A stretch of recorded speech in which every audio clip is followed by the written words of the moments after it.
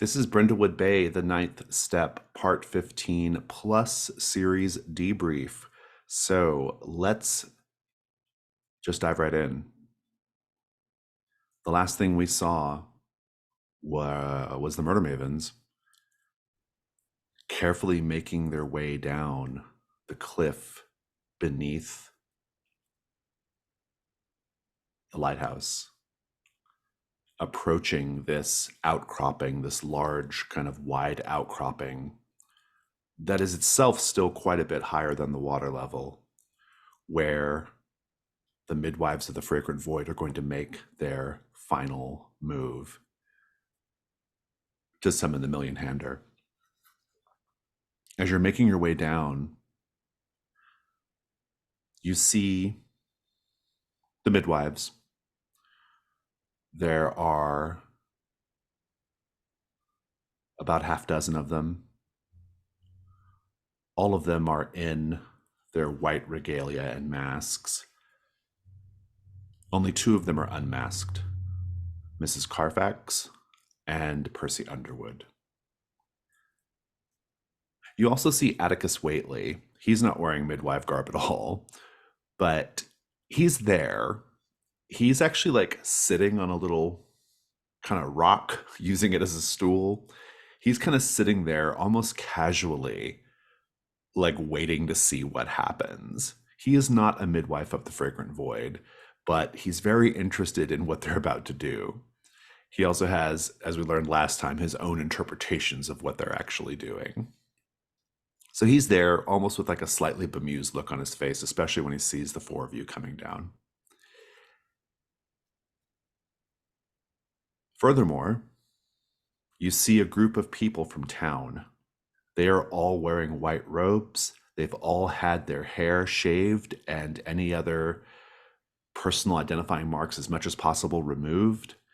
And they are standing on the cliff's edge, ready to take the plunge, which would kill them if they were to fall that far. And in the center of all of it is June Willoughby. June Willoughby is wearing a cloak, but it's really more of like a cage of tree limbs and mannequin arms that have all been fastened together. And she's clearly there, trapped. She can't move her arms and legs. Indeed, you can't even see her own arms and legs. It's just her head and this strange drapery of mannequin arms and tree branches and willow. She's wearing a willowy crown, and she has a look of terror on her face. And as you all make your way down to the site of the ritual, you catch just a glimpse. It's perhaps a bit of prophecy or foresight. It's not really happening, but you all see something. You see the million hander rising from the ocean. It is an enormous mass of thousands upon thousands of arms, borne on a writhing stalk made of hundreds of legs, crowned with a ring of 10,000 heads. Its arrival is preceded by a sound, a song, a singular droning note like an ohm emanating from 10,000 mouths. You know that should it fully rise from the ocean, this child of Persephone, it will create in the world a unifying singular desire to reject individuality and to embrace extreme conformity. And indeed, eventually, any who lays their eyes upon it will do anything to become a part of it, cutting off their own limbs, offering themselves on bent knee, swimming into the ocean while muttering prayers to the Gestalt. This is the future of the world if you don't stop what's about to happen.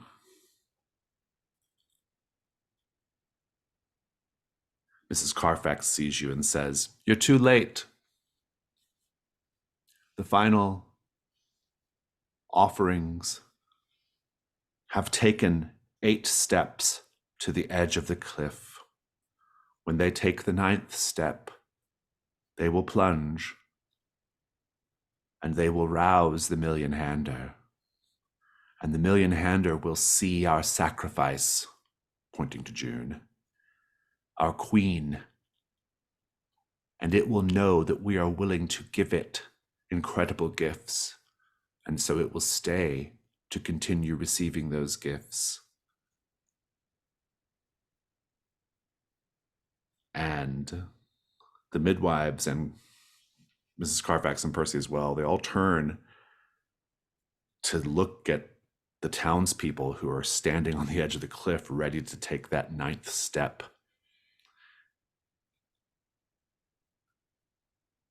What do you all do?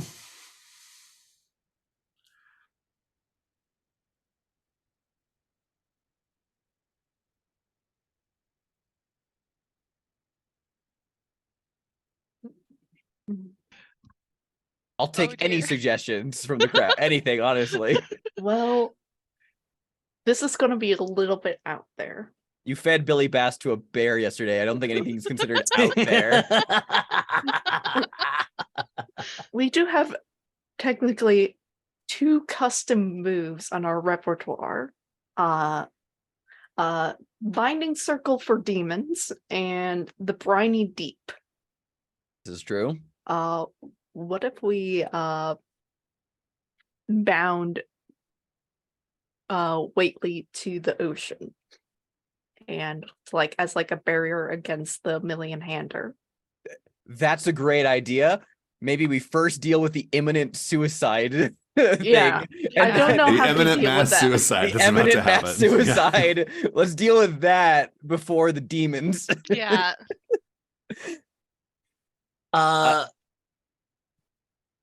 Okay. Go. Do you want to go ahead or? Well, I just want to ask this clarifying question. Not that like in the fiction, how much distance is there to cover between the Mavens and the cliffside?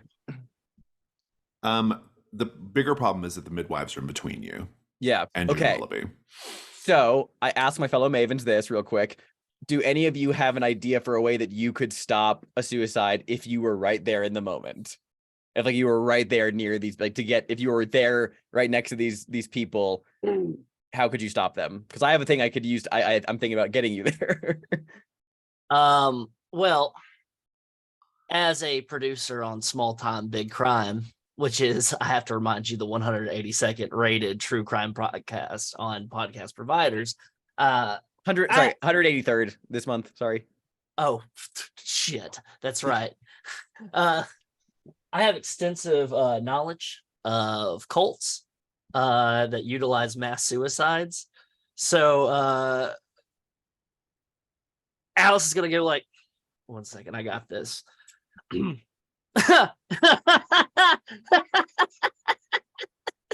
Shit. A cult with mass suicides, that always works out, doesn't it? I mean, every time you throw yourself off a cliff or you drink a big vat of what is it? Fruit punch? It's not Kool-Aid, it's Flavor-Aid maybe. Everything always works out, right? I mean, when Heaven's Gate, they all put on their track shoots and their Adidas and they all lined up and laid down and all committed suicide together. Of course, Xenu or whatever the fucking alien was came down and took them away, right? That's exactly what happened. It always ends up logically. I mean, I could bring up maybe Bashard Lane Ekankar or maybe the Solar Temple. That's a that's a deep cut right there. Adam House or Barari, Om Shinrikyo. It always works out, doesn't it? They always get it at the end. Or maybe you can wrap something around your old heads like that. I love it. This is the night move. It's daytime, but it's still the night move. Okay. What are you afraid is going to happen if you can't? I mean, I assume you're basically trying to talk the offerings off. Yeah. Start using like. They start realizing, and oh yeah, this is like really dumb. What are you afraid is going to happen if you fail? They're going to start jumping. It's worse than that. The million hander's going to be there and demand a sacrifice, right? So, Oh, what a wild thing to have happen. Oops. let's take a look at your conditions to see if anything might apply. Shadows over your shoulder and marked by trooper. I'm going to make this extra complicated for you. I think Atticus Waitley, you see instead at some point Trooper showed up in Atticus's place, and he just says,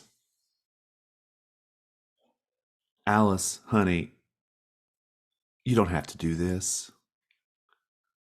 And he's just like basically saying, like, we'll get to be together soon if you just let it all happen. I'm going to put you at disadvantage with presence. I'm going to mark my producer credit on Small Town Big Crime, the 183rd rated true crime podcast. Flat or 2d6 plus presence, which is 0 for you. Go ahead. That is a 5. I'm rolling singular dice because my dice are in a bag still. And then a 6 plus Very 0 good. presence. Yeah. Everybody else, I would like for you all to take the fiction. How do you know? What do you see that tells you Alice's speech is starting to have an effect, that people are starting to reconsider this? These people joined an MLM wellness cult and therefore do not think for themselves. And you can see like a game of tug of war where they're like, oh, someone's telling me to do something that I think makes more sense than this other person who's trying to tell me to do something. Oh, okay. They're like weighing the options, not because they're thinking rationally, but because they're like, oh, I like what this lady's selling me. We see people start to literally take subtle, hesitant steps backwards. It's just a little bit, but it's enough to be able to notice that the crowd is shifting away from the cliff.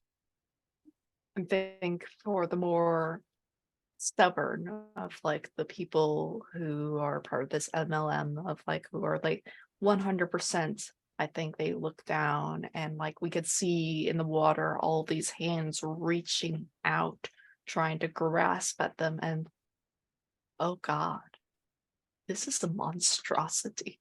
This is terrifying.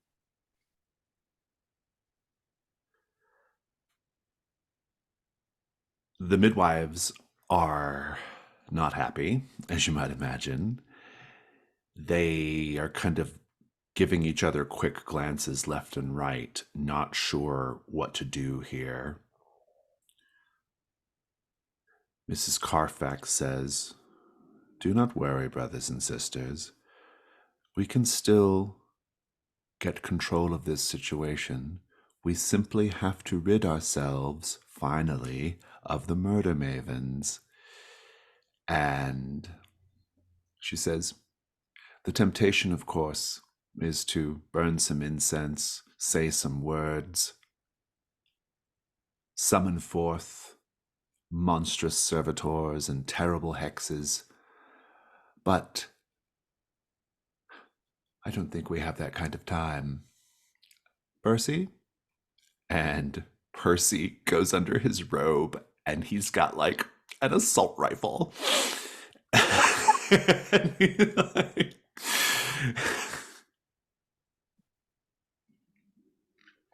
Muriel, what do you do? Muriel, oh boy. Okay.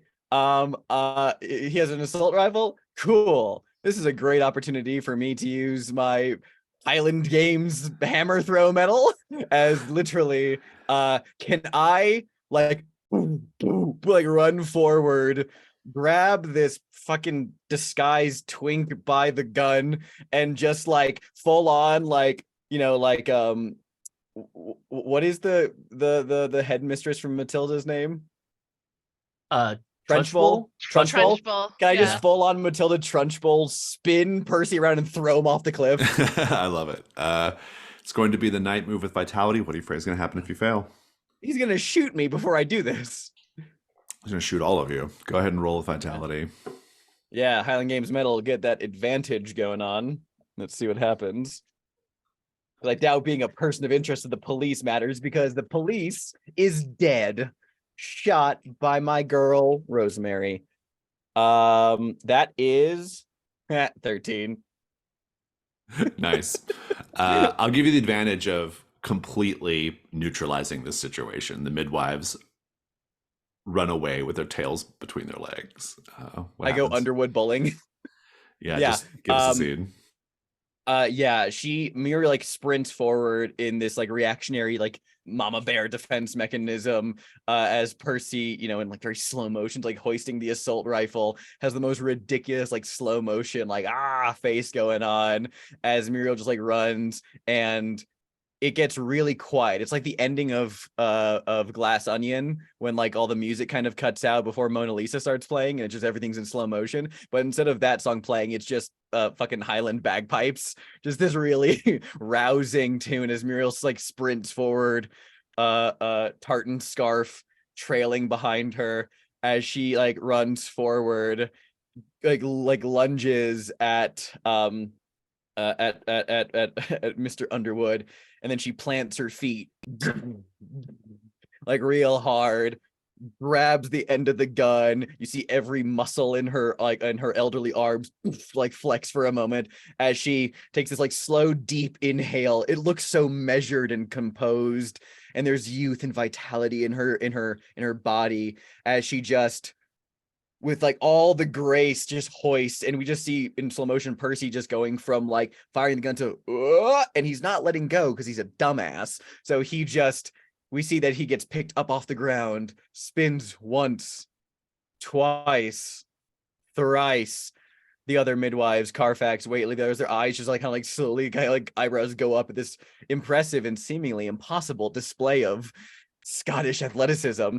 And then just we see her release, and Percy just in slow motion just like sails through the air, tumbles through a couple other members of the midwives over the edge of the cliffs, and we just watch as then regular time proceeds. He just gets grabbed by the million hander, just dragged into the gestalt. Doll, June is there underneath this bizarre cage dress of limbs, and she just has like a look of like terror but also mixed with dawning relief. What do you do? I'm gonna run forward and start pulling at these pieces to try and rescue her. You can. No one will stop you. And as she sort of like eventually she gets control of herself and helps you tear them apart, all the townspeople are looking at the two of you who have been so like, under the radar with your relationship, and she just goes in for a kiss. Do you Oh kiss yeah, her back? absolutely. And I bundle her up in my arms and rock back and forth, whispering that she's safe, that I'm going to protect her, and we're going to save Brindlewood Bay. Rosemary, the midwives have been dealt with, but Atticus Waitley is still there. And you can see him. He's slinking off. He's Oh no. climbing back up the cliff to, Atticus. What do you do? I'm shouting at him as like I'm like sort of approaching. He turns and he says, Ms. Mortimer, you more than anyone should know that there is so much beyond this world. Yes. I intend to live long enough to see all of it. I don't doubt that, but I think you made a mistake.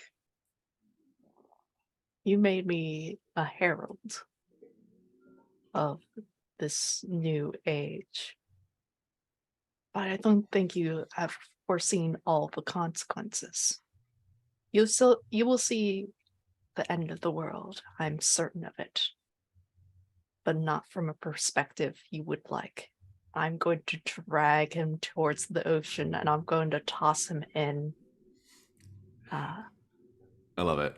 The night move with vitality. What are you afraid is going to happen if you fail? I'm afraid that it, like, if Atticus goes in, it's gonna release the million hander. Like that's what I'm afraid of. It's worse than that. You will go in with him. Let's go ahead and roll with vitality, and let's take a look at your... I'm terrified and obsessed with the void. Yeah, I'm putting it at disadvantage. Yeah, I have nothing I can use. No more cozy items for me.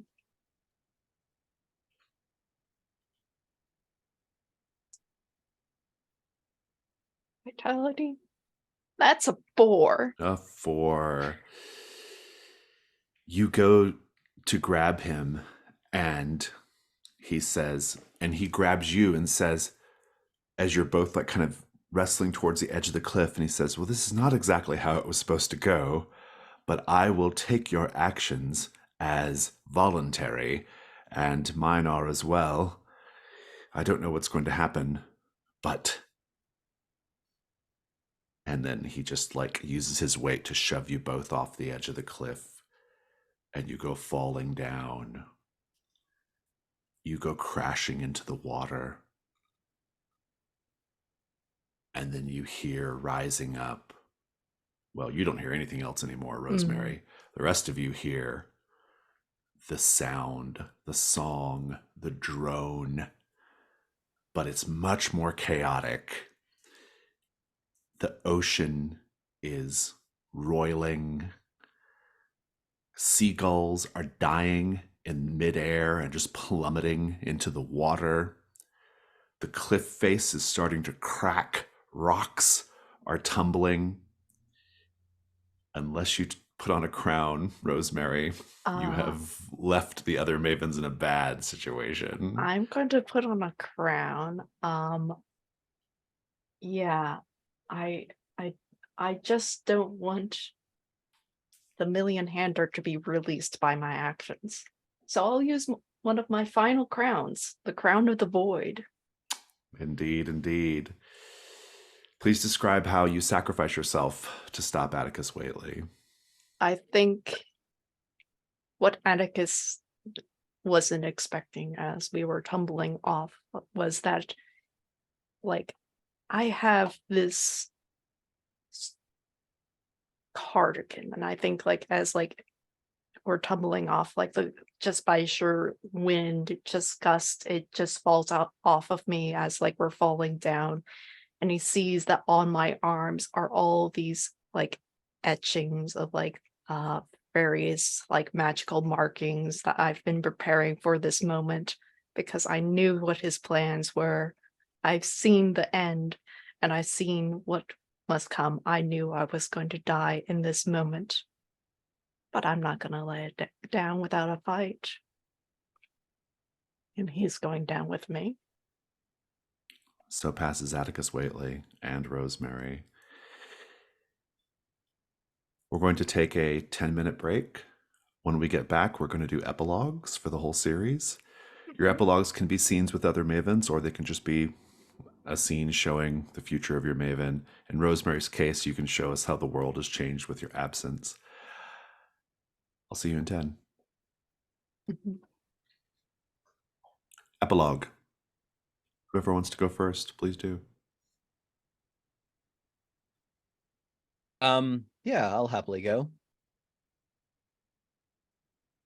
So in the aftermath, in the days to come, in the following period, Muriel spends a lot of time, you know, kind of not in the dumps, but kind of in that place she was at before moving to America, which is to say a lot of it spent drinking and smoking and sitting and looking like a slab of granite could be angry.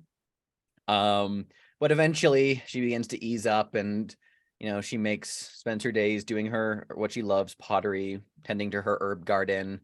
And one day she gets the crazy idea, even if she's not the most into it. She feels like, Rosemary's not here. I feel like somebody needs to do it. Muriel McGregor runs for sheriff of Brindlewood County. Her ad campaign utilizes she gets the wording wrong. It's Muriel McGregor for Brindlewood County Constabulary, but I mean, she means well.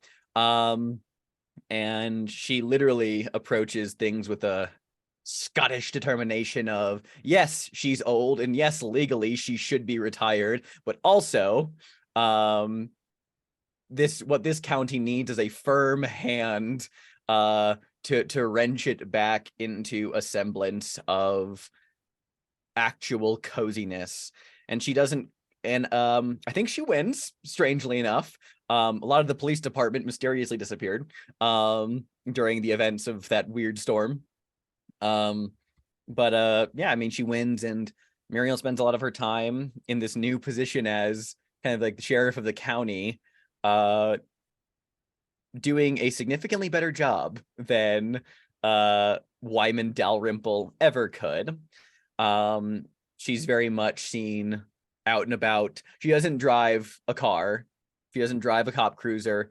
She prefers to go by bike. She likes riding her bicycle around the county. And a couple of times she'll get in a car if she needs to. But yeah, I think over the next season, Brindlewood County settles back into the way it used to be. Still, we've got the highest murder rate in the world, but now actually we have a competent police force spearheaded by Muriel McGregor, and of course her consulting detectives when they're available to do so, her fellow murder mavens, who she has placed the offer of making them deputized so they can legally meddle in the county. Her superiors in Boston keep telling her that's absolutely not how the law works, but she tells them to shove it where the sun don't shine. Yeah, I think that's how she spends a lot of time just kind of getting things back on track. The last thing we will see of this part of the epilogue, I think, is her nervously waiting by the harbor front. She is not, her uniform is what she always wears, and she refuses to change. No khaki, never, tartan only. But she's kind of like waiting anxiously. Because a boat is coming up the coast, a boat from Boston, taking the scenic route, and getting off the ship is her nephew Hamish. This is the first time either of them have seen one another in 10 years, ever since their last spat. He has come to visit her, and things are kind of like tense and a little cold, but like it kind of like settles in. They kind of warm up to one another until we don't hear any dialogue between them. But they kind of are walking along the harbor front, chatting idly amongst themselves. Muriel laughs every so often. Hamish has a big boisterous laugh, similar to Gavin when he was alive. And she gets a conspiratorial look in her eye, like she wants to show him something. And he's a little curious. And as she's walking him down, we see she would never, ever dare to remove a staple of the community like the clam boat. But she has instilled she has fostered and inspired new food stands and trucks to appear along the harbor front, specifically to a series of newspaper wrapped fish and chips that we've always had fish and chips in Brindlewood Bay, but like she's made it the tried and true Scottish, like, this is a stand on the harbor wrapped in newspaper, delivered by Etienne. It is thick cut, it is greasy, it is fantastic. And we see Muriel and Hamish picking at their fish and chips as they kind of sit on a bench overlooking the bay, talking amongst themselves. And that is the end of her story. Oh, one additional detail. Just because the midwives are gone doesn't mean that strange things cease to happen in Brindlewood County. There are many strange things, and with the help of her new long-distance relationship, the penitent conquistador Lucario Montez, she keeps a firm eye on the occult dealings of the county to ready herself and the Mavens if they ever need to intercede in matters again. Thank you. I can do Doll's epilogue. We see Doll. She is sitting at a table, which is obviously in a hospital ward, in the activities room in a hospital ward. She has a basket in front of her that's full of various things. And there's a man sitting across the table from her. He's hunched over. His long, gray, kind of scraggly hair is hanging over his face. He looks very frail and old. And he's muttering to himself under his breath. Doll leans forward and says, Gerald, Gerald, it's Mrs. Ryan. I'm here to visit you. And this old, haggard man looks up at her with bags under his eyes, but it does seem to brighten up when he sees her. She she leans back and says, well, I've sold the house. It was too fancy for me, you know. It's so big, and there's only just me there for now. So I really couldn't be comfortable living in a place like that. But before I sold it, before it went away, I made sure to make you some treats. And she pushes over some jars of non-alcoholic cocktails of the kinds that Gerald always liked to make, and a vase of orchids, you know, just to brighten up your room. I hope you're behaving yourself. And I don't want to hear any, you know, strange mutterings about whatever you feel like muttering about. Be nice, be kind to people, and I'll come visit you again in a couple of weeks. The scene cuts to the caves. Doll is standing looking into the mouth, this gaping maw of darkness. And she says quietly to herself, this is for you, Rosemary. And she lobs the grenade into the caves. We hear a loud explosion, a flash of orange light, and the sound of rocks falling and the caves collapsing in on themselves. Doll nods to herself as the big gust of dust comes flying up in her face, turns around, and walks down to the beach where June and Danny are sitting in Danny's boat, waiting for her, and they sail off into the sunset. Thank you.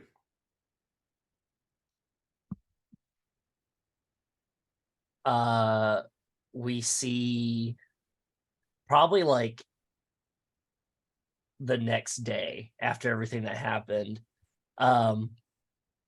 David Chin is inside Alice's house gathering some ingredients, and there's a fire going where there's like a nice little setup grill underneath it, and the door's open inside, and David says, 1 second, I'll get the dogs and everything, get them ready. And I'm like, take your time, it's fine, fire's gonna be here. As there's just more pamphlets of the ninth step just tossed into the fire. And then there's finally like this photo of Corinne Waitley. And Alice just looks at it and just gives one little terse, "Got you, cunt," and tosses it in. And then David comes out and they start grilling and everything. Later, some time has passed. Alice is showing David how to use a microfiche and everything, talking about how to use the knobs and everything. And she's just looking, and he goes, honey, I think there's something wrong with this page. She's like, what do you mean? He's like, there's like some kind of obstruction. And she goes, check it out. Pulls it out, and there's just a key sitting on the page. And he's like confused. And she goes, figured now would be a good time to kind of invite you, watch over the house and everything like that. I'm going to be going on a trip soon, but you know, you can hold on to that and then hold on to it when I get back as well. He just smiles and nods. Later, we see the setting has changed. Instead of New England coastline, there's palm trees. There are flashy cars and shitty cars, king tacos, a lot of burgers, things of that nature. As Alice's car pulls up outside of a strip mall dentist office. And a person is walking out looking kind of de-stressing after a long day, and it looks just like a young Alice, almost. Little slight differences in the nose, the chin, and there's a pixie haircut. And the person looks up, just gets a wide eye, and Alice says, Sky Ollinger nods and looks like they're about to say just like a string of curse words, and just swallows and goes, oh, go fuck yourself. And they embrace. We then later seen that same trail that we saw Trooper and Alice hike up. And we see Alice hiking up over the through the trail, cutting through trees. And then Sky catches up behind. And they get to that overlook where we saw Trooper and Alice kind of like really settle and realize it. It's the place where Trooper was, his body was found down, or his body was never found, but like where he disappeared, that kind of thing, or his body was found. And they just kind of look out over it together as the sun starts to set. And that's where Alice's story ends. Thank you. The estate sale was one of the most chaotic estate sales I think Brindlewood Bay has ever seen, purely due to the fact that apparently Rosemary's will was written in a language that no one could translate, unfortunately. And there was arguments between some distant cousins about like where it should go belong. Her nephews showed up, and like there was like debate on like whether or not they count as relatives, and then some random like old friends from the Nowhere Lounge showed up for just like the funeral, and we're just trying to get things settled. There were several street fights. We're not going to say between whom or why the reasons were. And then the stuff started to get pulled out of the house. And it was a hoarder's nightmare. Like, it was like a lot of it was sticky and red for some reason.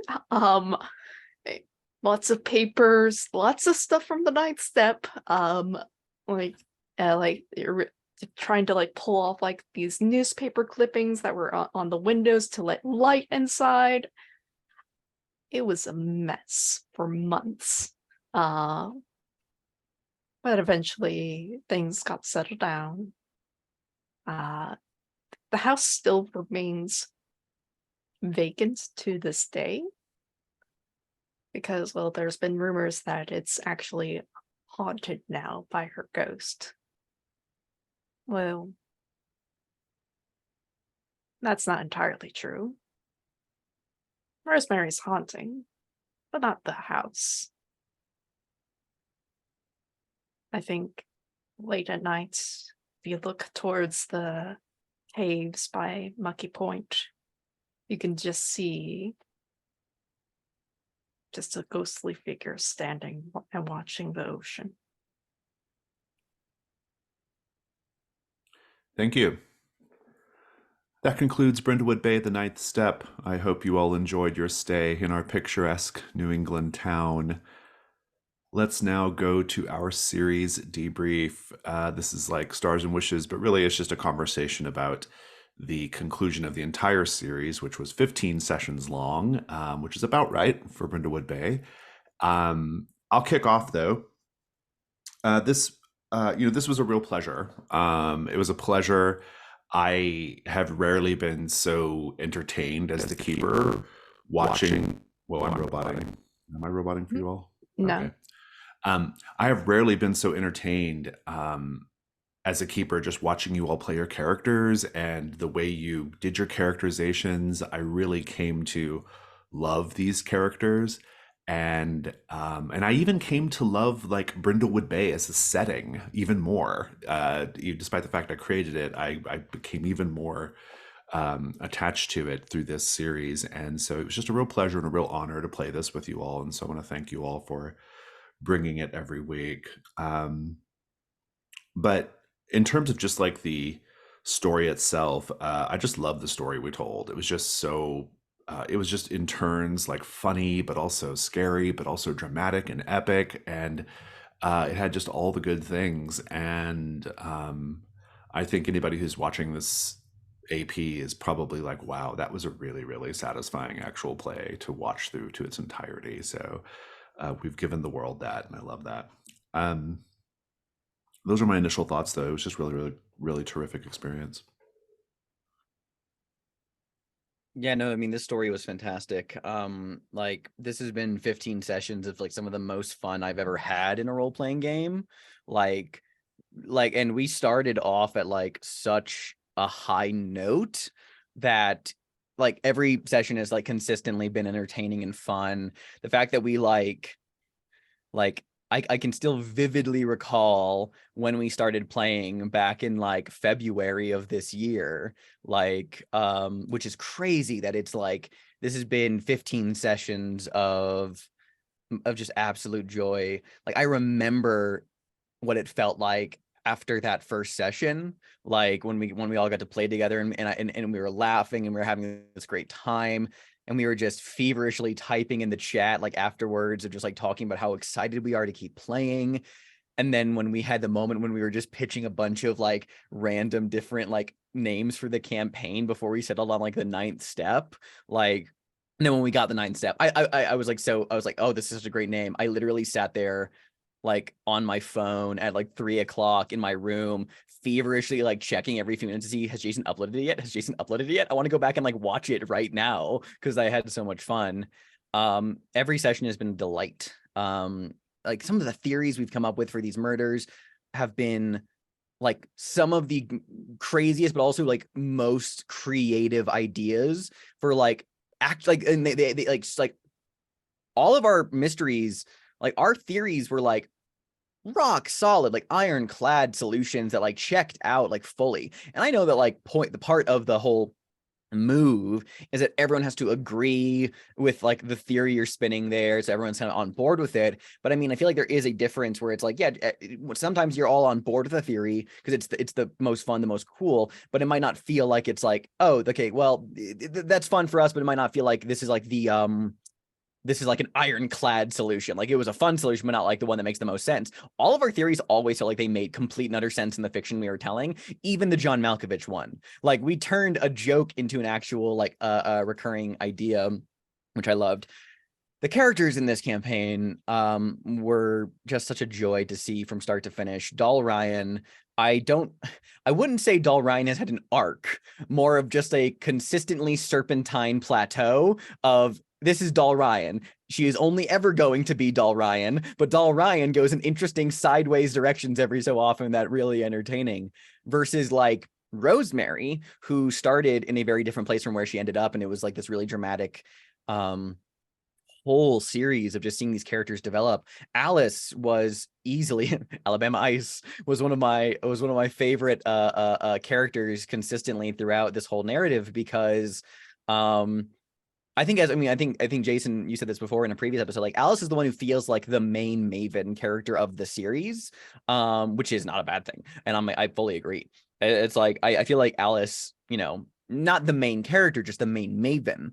And like the way that Wes, you played Alice, like was really entertaining because I loved, as I've said before, seeing her Appalachian Hill person come out every so often and just become a full on like, I didn't do shit, you can't get me, fuck you, like a full moonshiner hiding in the hills.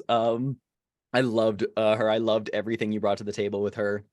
And yeah, I mean, overall, Jason, like you did a truly fantastic job, not in just, presenting the mysteries and the side characters, but also really rolling with our mavens and incorporating them and their pasts and their interests into the overall narrative. I will self-star. I went the entire campaign with a condition I got in session 1. And I am particularly proud of that. And but Jason, you constantly gave me opportunities for that to still be interesting and keep coming into play. I loved that. And I encourage anyone. This is why I love condition so much. I fully encourage people to, like, if you get a condition you're so into, keep it. You don't have to remove it unless unless you feel like you should. But like, I held on to Marked by Isaiah Langmore this entire campaign, and it provided some of my favorite comedic moments easily. And I got a badass final confrontation with Isaiah Langmore. That was rad. Yeah, this was just a delight, start to finish. I love this story, and I hope that, at some point, maybe we can get back together again and do a sweeps week mystery as the surviving mavens, to occasionally get to live in their lives as meddlers, solving weird things, helping the world out. But yeah, thank you guys. I have to second basically all of that. This was really just a joy to play. It was so much fun playing with all of you, and I yeah, I don't think I've ever had as much fun doing the theorize move as I have during this campaign, and I love the theorize move. I always have a great time with that. But when we were on break, like after we'll take a 10-minute break to figure out our theory, we were always just immediately on it, and everybody throwing out the most bonkers ideas until it all sort of settled into place. And I loved that I think we almost always used all of the clues for the most I part. think so, yeah. I was always very impressed by, I would come back from my break and like how ready to go y'all's theories were. It was like, yeah, we're ready to go. I was like, all right, cool. Yeah. We definitely did a lot of chatting over the break. We made very good use of those. It was just a lot of fun. It felt very natural playing with all of you in this campaign. I loved all of the characters. I absolutely agree that Alice feels like the main maven. She feels like the main maven, like how there's always a character in a TV show that is kind of the character that the audience sees everything from the perspective of. They're the audience surrogate, yeah. Yeah, absolutely. And it kind of felt like Alice was that. We were kind of seeing a lot of things through Alice's perspective a lot of the time, and it was great whenever there was moments where Alice would go full on Appalachian, because it felt like we were going along there with her, and it was just a lot of fun. Rosemary's starting off as like our like super sensible, get shit done, I'm gonna be the sheriff one day, to complete batshit bonkers weirdo. It was a great journey to watch and be on. I really loved it. The ending of Rosemary, taking Atticus Whately out was brilliant and perfect, and it couldn't really have gone any other way. But I'm still upset. It was so sad. Muriel, of course, is just the hot-headed glue that kind of keeps the mavens together, you know. So I feel like it wouldn't have worked without Muriel kind of being the gung ho. We're gonna do this. We're gonna get this done. And I just yeah, I just loved Muriel. Every time he did anything, I always laughed. So Muriel's great. Jason, I still love Gerald, even if he became a total Oedipus weirdo. Gerald is great. I'm not gonna set him up with Danny now, though. especially since he's an old man in a hospital. But yeah, Gerald was always so much fun. So big stars for Gerald because he was great to play around with. Yeah, this was wonderful. I also want to do the sweeps week idea, but I want like Rosemary's ghost to come and do ghosty things like ghost inspecting with us because I think that would be great. Oh, I've just figured out what the dynamic is. So like in Steel Magnolias, Sally Field's character Malin is like the fulcrum character, right? But you don't have Steel Magnolias without Truvy, Weezer, Clary, and all them. Like that, you have to have those characters, or it doesn't work. So I feel like that was kind of the dynamic here, which I think was great. Yeah. Agreed. This so I've played a handful of Brindlewood Bay, and I've only played one full one. It's always been a lot of like one shots or like, let's see how this is and kind of feel it out and everything like that. And they've all been wildly different. Kind of leaning more into the horror or leaning more into the comedy. And this, like the Night Step, feels like, to me personally, like this is my like canon Brindlewood Bay. When I think of Brindlewood Bay, it feels like the most complete. And I know that's kind of like the intention of this was because like, let's use all the stuff in this final book. Let's see what this culmination of like your work, Jason, looks like. And it's fantastic. And like there's always this hesitancy for me, like when running Brindlewood Bay for somebody or playing it, is that like a lot of these characters are going to be characters. They're going to be caricatures rather of old women. They're all going to have this kind of sameness to them and everything. I always worry about that, especially having like younger people play like older women. And like that was never a concern with this table. Like like every single character felt like fleshed out, like people with wants and needs and reactions to things that felt really natural.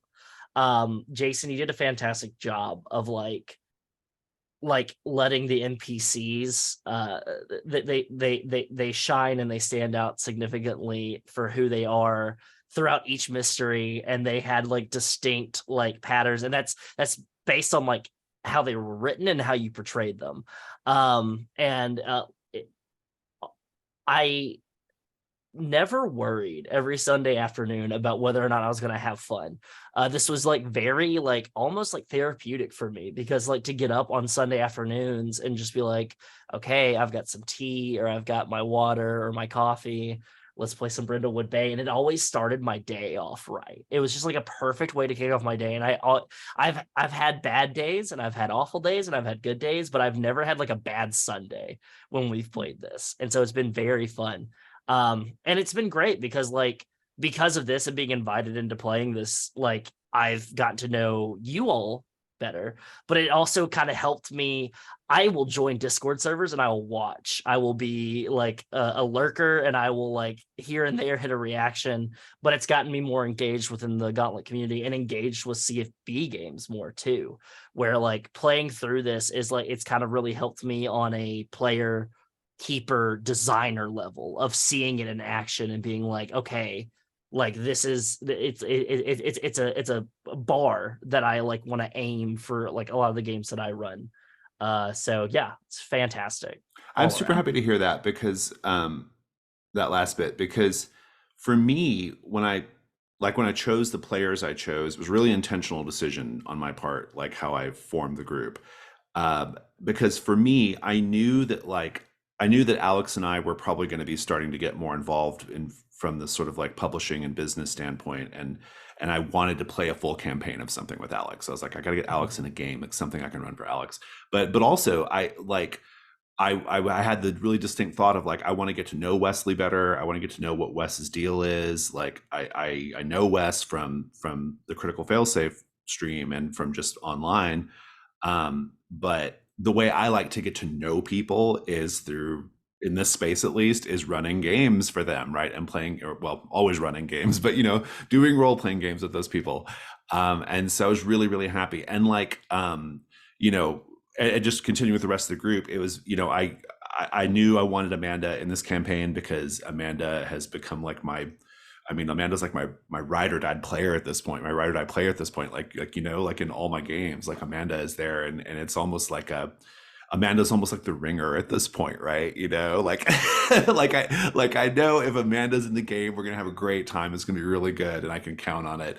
And chaotic, I really wanted chaotic in the game because it was really. I mean, chaotic and I have played campaigns together before. We did the Between together, but it was also just this idea of, chaotic does so much like cool stuff with my system and running stuff with my system and keeping that hype level going, and that sort of like, fun and dedication, like that kind of community spirit. I was like, I know this is going to be a badass campaign. I want chaotic there, So and I was really happy with how it turned out. Like, it was a really good mix of players, and I was just very delighted.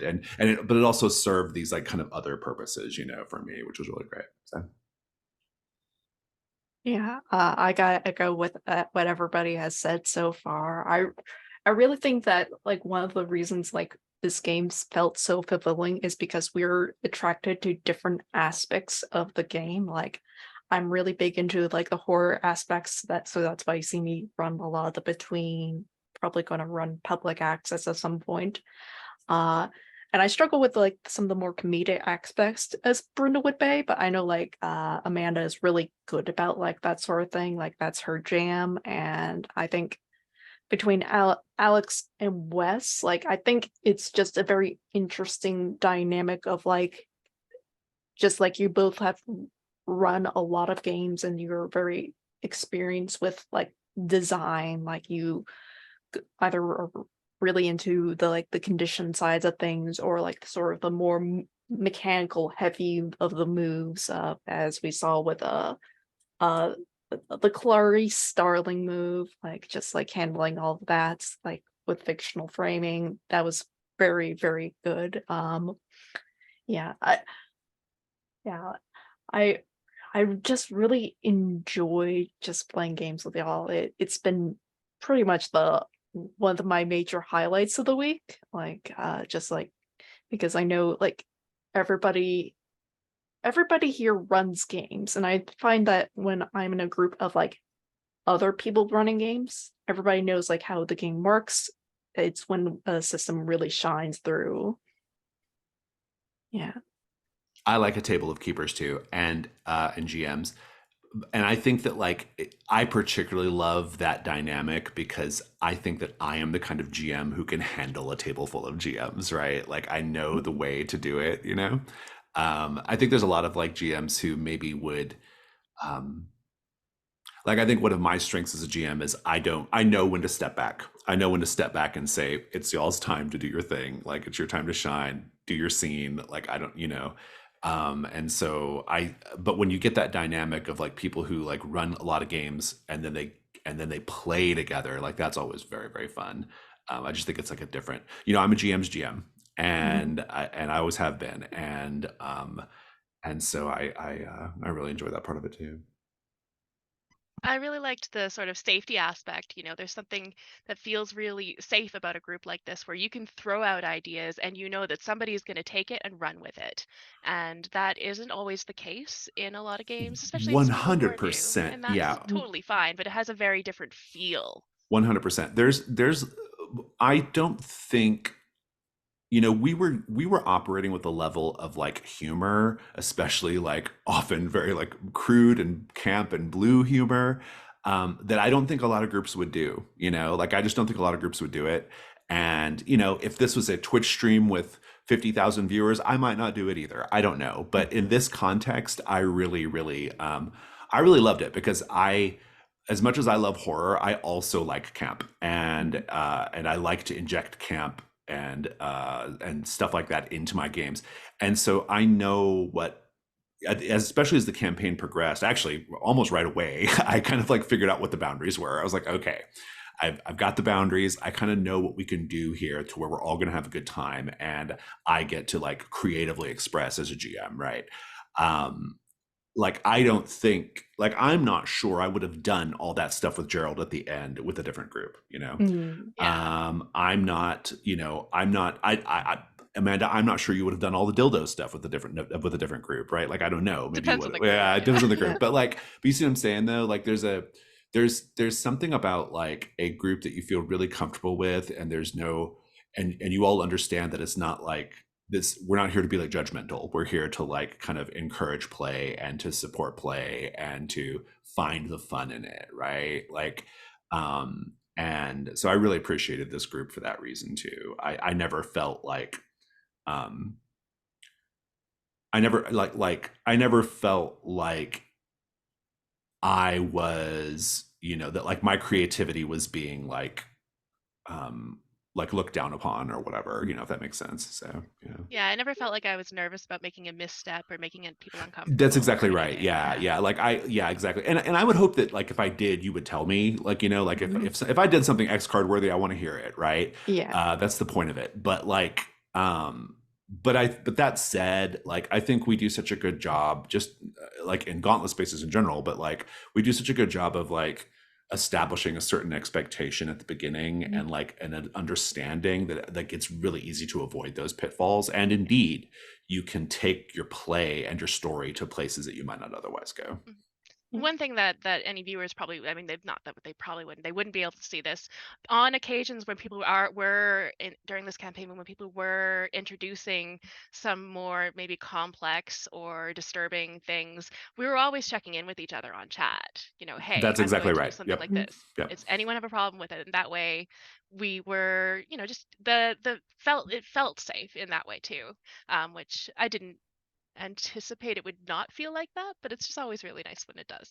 Yeah, I think that this is something that, like, you know, Jason and I have talked about before on the Darkened Threshold about encouraging a certain type of play culture, which is like really kind of like the key to this whole game and I guess game system is like there's so much like great room for these like stories that you can tell together, and it's cool to be reminded and feel comfortable. It's like, yeah, this, you can just check in with each other.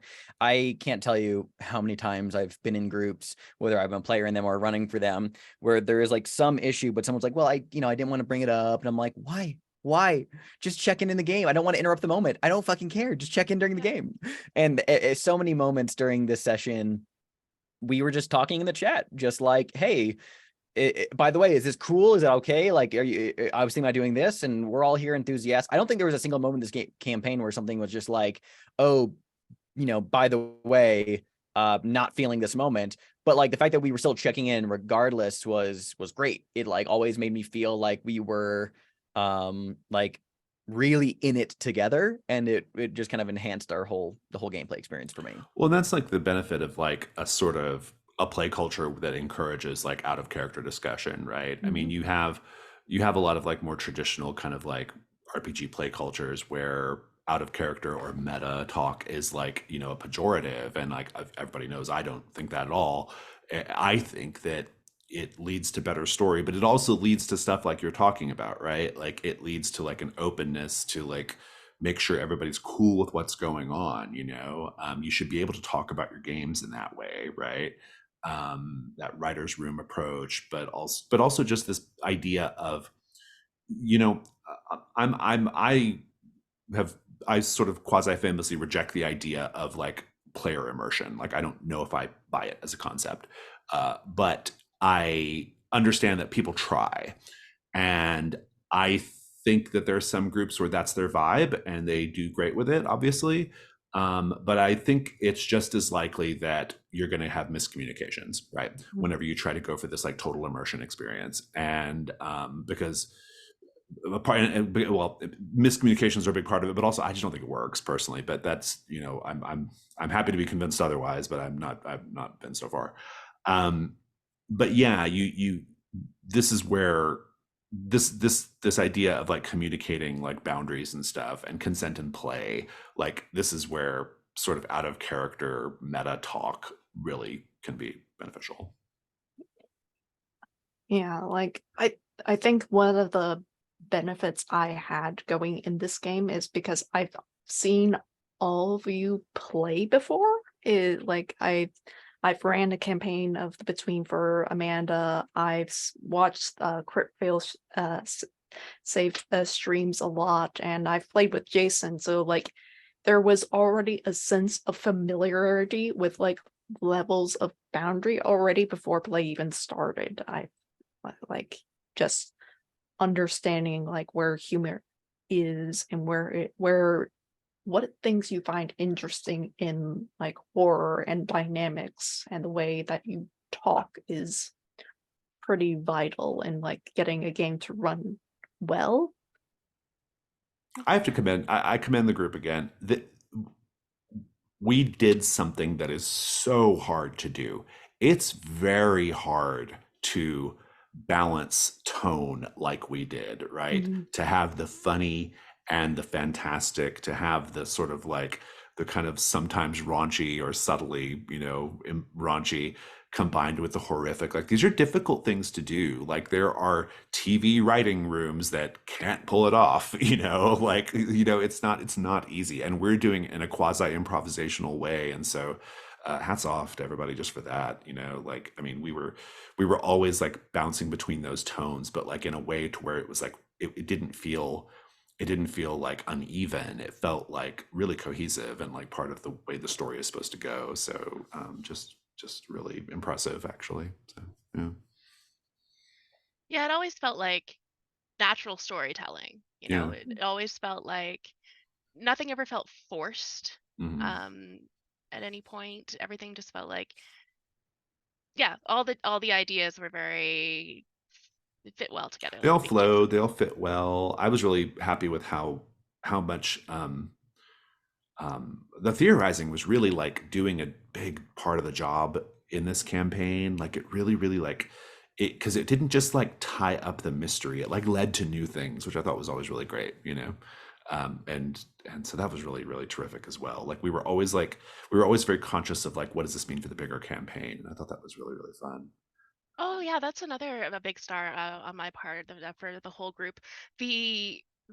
So sometimes in things like Brindlewood Bay, which are more episodic, not like in the between where you have different threats going on at the Mhm. same time, Brindlewood Bay is built differently on purpose to have Mhm. one threat at a time or one Wasn't mystery at a always, but time. yeah, it became that way. Yeah. Yeah, it works so well for Brindlewood Bay because Mm. of the cozy murder mystery aspect, right? Having multiple mysteries would feel very different. But I think everybody did a really good job of not making it feel like just a bunch of bottle episodes. Yeah, it felt really like, I agree. Yeah, it felt like a serial, despite the fact it was episodic, right? Like Yeah, that was really absolutely. good. Yeah, I agree. Great times all around. Any other Yeah. closing thoughts, final thoughts on the campaign? Can't wait to do it again. Yeah, indeed.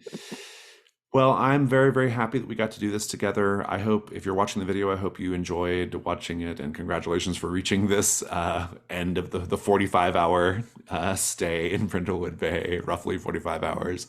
Maybe not quite that much, but quite a bit. And I look forward to playing with you all again. And if you're watching this, the pre-orders for Brindlewood Bay are still open. So if you're now finally convinced to go buy Brindlewood Bay, you can go pre-order the books, and I'll have a link in the notes for that. But I'll go ahead and just sign off. Goodbye, everyone.